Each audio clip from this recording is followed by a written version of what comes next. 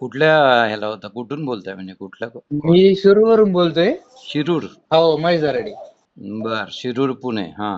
आणि मी इथं नगरला कॉलेज होतो, सौ सुंदराबाई मानेकड कॉलेजला होतो. बर बर बर. हा, तर इलेक्ट्रिकल मधून फर्स्ट नंबर आला. अरे टॉपर झाला का तुम्ही? हा, कॉलेज मधून सर. कॉलेज टॉपर आहे व्हय? हा, कॉलेज टॉपर. कॉंग्रॅच्युलेशन. किती पर्सेंट? 91%. वा वा वा वा वा. म्हणजे DQP चा काही फायदा झाला का नाही? हो, 100% सर. वा वा, कॉंग्रॅच्युलेशन. आता पुढे डिग्री करणार आहे? हो, आता BE ला ऍडमिशन घेणार. छानच छानच. Congratulation, heartiest congratulation.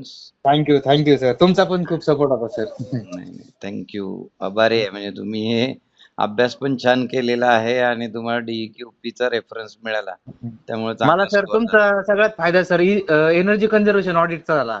अच्छा. मला त्याला 100 आउट ऑफ 69 मार्क आहे त्याला.